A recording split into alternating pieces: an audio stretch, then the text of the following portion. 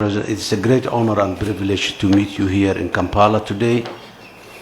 My President, I'm very much grateful for your government and the people of Uganda for the warm welcome and hospitality accorded to me and to my delegation. Your Excellency and Uganda have long history with Somalia. That history guides us, our mutual relationship. And we are grateful for Uganda's support in the fight against the global terrorism in Somalia. The terrorism in Somalia is not Somali. They don't have a Somali agenda, but they are global, and they have a global agenda.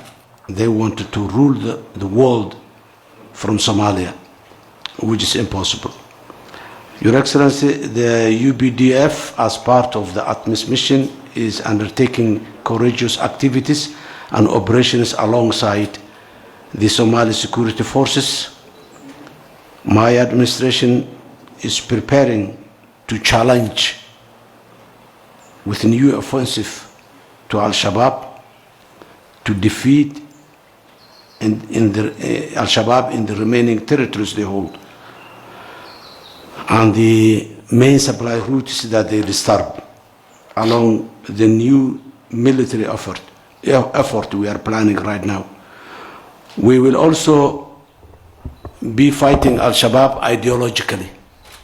That ideological front is in two parts. One is the spiritual, the religion. We need to convince our people that their school of thought about Islamic religion is not the right one, and we have so many proofs to prove that. The other component of that front is the issue of patriotism, as rightly said.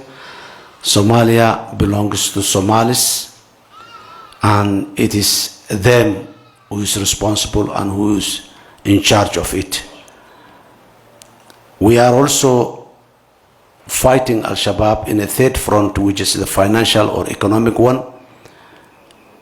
This time, Your Excellency, there will be a comprehensive approach to annihilate Al-Shabaab on our part in Somalia. In this regard, there is much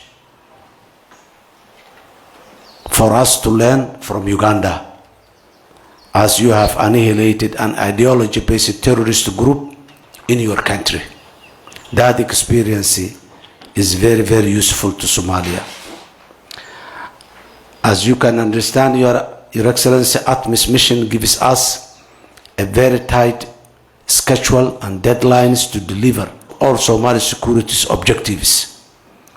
It's fundamental that we coordinate our joint political effort in engaging and galvanizing support from our people and our international partners to continue the effort to annihilate Al-Shabaab and deliver lasting peace and security for the people of Somalia, the region, and the world at large.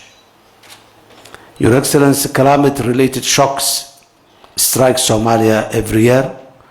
We are now experiencing worse drought in decades, and prospect of yet another severe climate disaster appears more likelihood in the coming.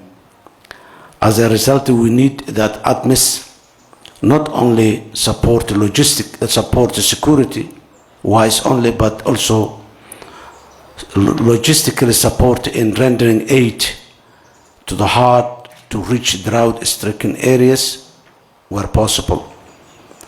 Somalia seeks to strengthen economic relations with Uganda, and through trade between our two countries. Like you, I'm championing of creating opportunities at home through investment in production, which also creates jobs for the youth. In this regard, I hope your government can support Somalia's long overdue aspiration to join the East African community to foster and broaden business and investment opportunities. The Somali people are very entrepreneurial, and many have invested in this beautiful, rich country of Uganda. We would like you to continue welcoming them, and we look forward to welcoming Ugandan investors in Somalia as well. Those who seek opportunities in many of our competitive industries, including agriculture, fisheries, service sector, and many more. With the largest coastline in mainland Africa, Somalia has the potential to cover the fish demands of Uganda at a reasonable rate. Your Excellency, Mr. President, I am convinced that there are no limitations to what we can accomplish together through partnership and cooperation. Somalia-Uganda Partnership Summit presents an opportunity for us to reflect on our partnership while also using lessons learned to build on our future aspirations, particularly from your experience here in Uganda. Your Excellency, we thank Ugandan government, which you so ably lead to providing educational opportunity to thousands of Somali students across your country.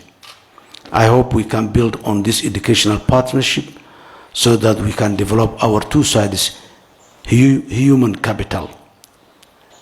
In conclusion, Uganda is truly a valuable ally, supporter, and a friend and a brother to Somalia.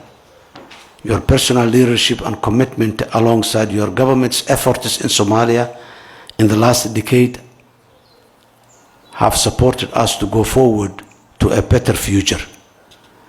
Your Excellency, on line of that, I would like to invite you to visit us so that you can share your rich experience in lifetime.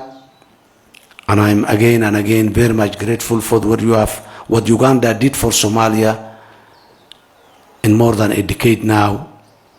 And our mutual relationship has flourished based on that sacrifice that Ugandans did for Somalia, with the only interest you had to see Somalia and Somalis in a peaceful life. I thank you, Your Excellency.